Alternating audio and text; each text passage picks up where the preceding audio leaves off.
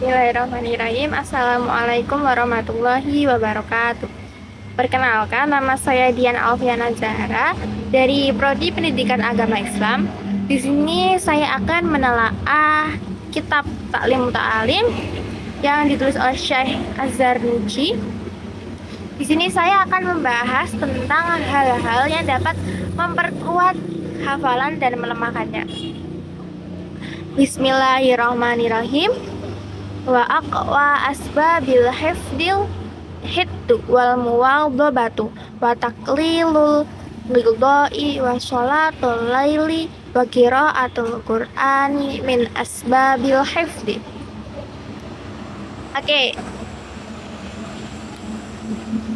Gila laisa syai'un azyadul lil hifdi min qiraatil qur'ani nabaran wa qiraatul qur'ani nabaran afdalu liqaulihi alaihi salatu wassalam afdalu a'malin ummati qiraatul qur'ani nabaran. Hal-hal yang dapat memperkuatkan hafalan ialah tekun atau rajin belajar, kemudian aktif mengurangi makan, sholat malam, dan membaca Al-Quran. Dikatakan tidak ada yang lebih menambah kuatnya hafalan melalui daripada membaca Al-Quran dan melihat pada musyrik. Sebagaimana sabda Nabi Muhammad SAW, amalan umatku adalah membaca Al-Quran dengan melihat. Ro'a syadadu ba'nu hakim ba'da ihwani ba'da waqati fil manam faqala li akhihi ayyu syai'in wajadtahu anfa qala qiraatul qur'ani nawara wa yaqulu 'inda raf'il kitab bismillahi subhanallahi walhamdulillahi wala ilaha illallahu wallahu akbar la haula wala quwwata illa billahil aliyyil azim azizil hakim adada kulli harfin kutubi wa yaktubu abadal abidina wa dahrat. Syadad bin Hakim pernah mimpi bertemu arwah sebagian temannya yang telah wafat. Lalu dia bertanya, apakah yang kamu jumpai yang paling berguna? Temannya menjawab, membaca Al-Quran dengan melihat.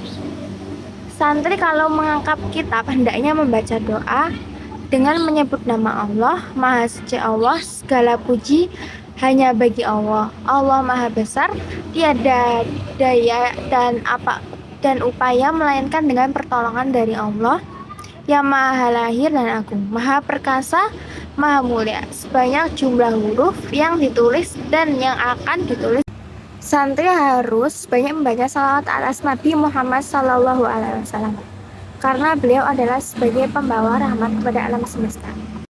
Imam Syafi'i berkata, kuadukan buruknya hafalanku kepada Waki, lalu beliau menyuruhku meninggalkan maksiat. Sesungguhnya kuatnya hafalan itu merupakan keutamaan yang diberikan oleh Allah, dan kuatnya hafalan itu tidak diberikan kepada orang yang berbuat maksiat.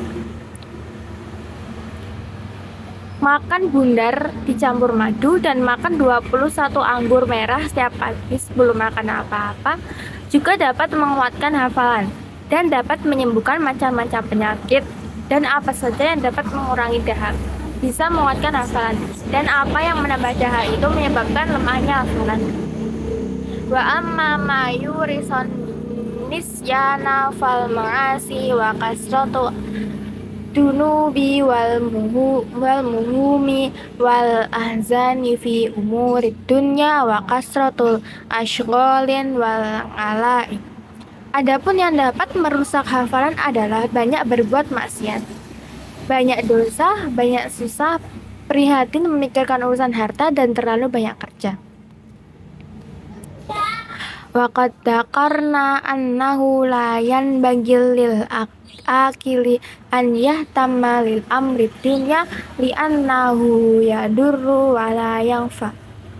wa humud dunya la tahlu anil dulmati fil qalbi wa humu akhirati la yahlu anin nuri fil qalb wa yadharu asaruhu fis shalah fahammud dunya yamna'uhu anil khairi wa humul akhirina yuhmiluhu alaihi wal ishtighali bis sholati alal husyu'i wa tahsilul ulumi yunfil hamma wal hazana kama qala syekhul imam Nasr bin Hasmi Hasanil Murghinani fil qasidatil Istangin Nasr bin Asmi fi kulli ilmin yuhtazanna kal yung fil hasan wa ghairuhu la yutaman. Telah disebutkan pada pasal yang lalu bahwa orang yang berilmu tidak perlu pulang dengan urusan dunia, karena hal itu dapat membahayakan dan tidak berguna. Orang yang cemas dengan urusan dunia biasanya karena harinya gelap. Orang yang selalu memikirkan urusan akhirat hatinya bercahaya. Hal itu pengaruhnya akan terlihat di dalam sholatnya. Cemas dengan urusan dunia bisa menghalangi seorang untuk berbuat baik, sedang memikirkan urusan akhirat justru mendorong untuk beramal baik. Mengerjakan sholat dengan khusyuk dan menyibukkan diri untuk mencari ilmu dapat menghilangkan penderitaan dan kesusahan. Sebagaimana dikatakan Syekh Nasr bin Hasan al-Marghinani kepada dirinya, mohonlah pertolongan, wahai Nasr bin Hasan, di dalam setiap pengetahuan yang masih tersembunyi, itulah yang dapat mengusir gelisah, sedang lainnya tidak dapat dipercaya. Wa Syekhul Imamul Ajalu Najmuddin Umar bin Muhammadin Nasafi fil ummi waladin lahu syi'r. Salaman ala man yamtani bidorfiha walam ahyi haddayaha walam ahyi torfiha sababni wa asbabni fatatun malihat tahayyaratil awhamu fi kunhi wasfiha faqultu darini fa innahu syagaftu bitahsilil ulumi wa kashfiha wali fi talabil fadli wal ilmi wat tuqa jinan an lina ilghaniyati wa arfi. Syekh Najmuddin Umar bin Muhammad Nasafi juga mengalunkan beberapa syair-syair untuk menyinggung budak walad miliknya. Salam buat orang-orang yang memikirkan dengan kecantikannya dan mengiklatkan kedua pipinya serta melirikan matanya. Aku telah tertawan dan tergoda oleh seorang gadis. Amma asbabu nisyanil ilmi fa aklul kusbaratit rutbati wa tufahil hamidi wan nadaru ilal maslubi wa qira'atu lauhil kuburi wal mururul baina kitaril jamali wa ilqaul kummalil hayyi alal ardi wal hujamatu ala nafratil faqa fatajannabuha kulluha turisun nisyan.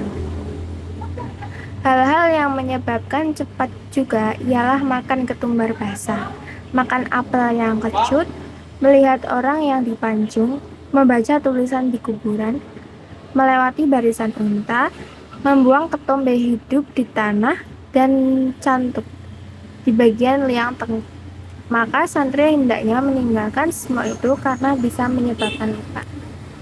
Mungkin cukup sekian penjelasan dari saya. Kurang dan lebihnya mohon maaf. Wassalamualaikum warahmatullahi wabarakatuh.